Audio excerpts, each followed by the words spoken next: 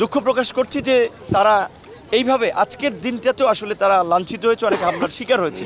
এই ঐতিহাসিক সনদের ক্ষেত্রে যদি আমরা শেষ দিকে এসে স্বাক্ষর না করি, সেটা আসলে এই আন্দোলনের প্রতি কার্যত অসম্মান প্রদর্শন করা হয়।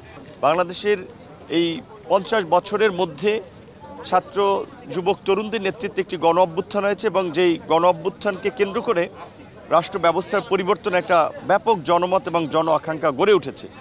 সেটির প্রতি সম্মান দেখিয়ে গণ অভ্যুত্থানের সরকার বিভিন্ন সংস্কারের লক্ষ্যে সংস্কার কমিটির পাশাপাশি একটি জাতীয় ঐক্যমত্য কমিশন করে দিয়েছিল। তারা গণ অভ্যুত্থানের অংশীজনদের সাথে প্রায় 9 মাসের মতো দীর্ঘ আলাপ আলোচনা শেষে তারা একটি জুলাই জাতীয় সনদ প্রণয়ন করেছে, যেটি জাতীয় ঐক্যমত্যের ভিত্তিতেই প্রণীত হয়েছে। এখানে বাস্তবায়ন প্রক্রিয়া নিয়ে হয়তো রাজনৈতিক দলগুলোর কিছুটা মতভেদ ছিল। সেখানে সকলের একটা মৌলিক বিষয়ে ঐক্যমত ছিল যে এই জুলাই সনদ যেন অন্যান্য সময়ে রাজনৈতিক আলাপ আলোচনার কোনো দাবি দেওয়া সমঝোতার মতো যেন উপেক্ষিত না থাকে। তাই এই জুলাই সনদকে কার্যকর করার জন্য একটি আইনি ভিত্তি দেওয়া, যেন এই জুলাই গণ অভ্যুত্থানের নেতৃত্ব দানকারী নেতৃবৃন্দ এবং এই জুলাই গণ অভ্যুত্থানের আহত এবং শহীদ পরিবারেরা পরবর্তীতে যেন রাষ্ট্রীয় স্বীকৃতি পায়। তো এইখানে এই জুলাই সনদের ক্ষেত্রে শহীদ পরিবার এবং আহতদের স্বীকৃতির বিষয়ে তাদের পুনর্বাসন এবং এই গণ অভ্যুত্থানে অংশগ্রহণকারী নেতৃবৃন্দের সুরক্ষার বিষয়টা কিছুটা শুরুর দিকে অস্পষ্ট ছিল, যার ফলে আজকে আমরা দেখেছি সারা দেশের কিছু বিক্ষুব্ধ এই আমাদের জুলাই যোদ্ধারা এই অনুষ্ঠানে এসেছিল, যার ফলে একটা অপ্রীতিকর পরিস্থিতি ঘটেছিল।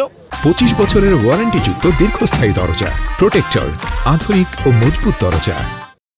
এবং ওই যে বলে দাগ থেকে অনেক সময় দারুণ কিছু হয়, তো সেই অপ্রীতিকর ঘটনা ঘটলেও সেই ঘটনার প্রেক্ষাপটেই কিন্তু সরকার শেষ দিকে এসেও জুলাই সনদ সংশোধন করে এই জুলাই যোদ্ধাদের তাদের আপনার পরিবার এবং তাদের আইনি সুরক্ষা, তাদের আপনার ক্ষতিপূরণ, শহীদ পরিবারগুলোর মর্যাদার বিষয়ে একটা ধারা যুক্ত করেছে। সেজন্য আমরা ধন্যবাদ জানাই জাতীয় ঐক্যমত্য কমিশনকে, সরকারকে এবং জুলাই সহযোদ্ধাদের প্রতি দুঃখ প্রকাশ করছি যে তারা এইভাবে আজকের দিনটাতেও আসলে তারা লাঞ্ছিত হয়েছে, অনেক হামলার শিকার হয়েছে। এখন একটি বিষয় এখনও কিছুটা ধোঁয়াশা আছে বা অস্পষ্টতা আছে যে এই আইনি ভিত্তিতে কি প্রক্রিয়ায় দেওয়া হবে, কিভাবে, সেটি কি নির্বাচনের আগে না নির্বাচনের পরে। অনেকগুলো রাজনৈতিক দল এবং আন্দোলনকারী নেতৃবৃন্দের দাবি ছিল যে জাতীয় নির্বাচনের পূর্বেই একটি গণভোটের মাধ্যমে এর একটা বৈধতা প্রদান করা, এবং রাজনৈতিক দলগুলো আবার অনেকে বলেছে যে একই সাথে জাতীয় নির্বাচনের সাথে এটার একটা গণভোট করা। তো যেহেতু জাতীয় নির্বাচনের সময় বাকি আছে 4 মাস এবং দেশের বর্তমান যে পরিস্থিতি, তাতে এই মুহূর্তে আসলে জাতীয় নির্বাচন অনিবার্য এবং জাতীয় নির্বাচন জরুরি হয়ে পড়ছে। সেই বাস্তবতায় প্রশাসনেরও যে আমরা একটা স্থবির অবস্থা, একটা ধীর গতি দেখি, সেইখানে আসলে দুটো নির্বাচন আয়োজন করাটা অনেক ক্ষেত্রে এটি অবাস্তব অনেকের কাছে মনে হচ্ছে। সেজন্য বিশেষজ্ঞরা মত দিয়েছেন যে একই সাথে এটি গণভোটটা করা।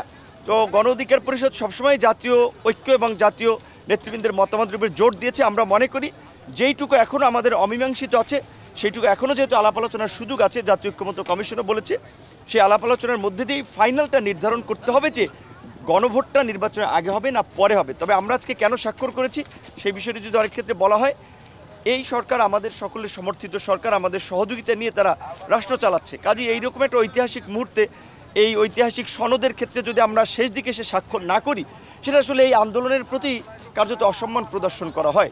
সরকারকে সহযোগিতা করার মনোভাব এবং আমাদের এই আন্দোলনের ত্যাগের প্রতি সম্মান জানিয়েই আমরা আজকে এই স্বাক্ষর করেছি।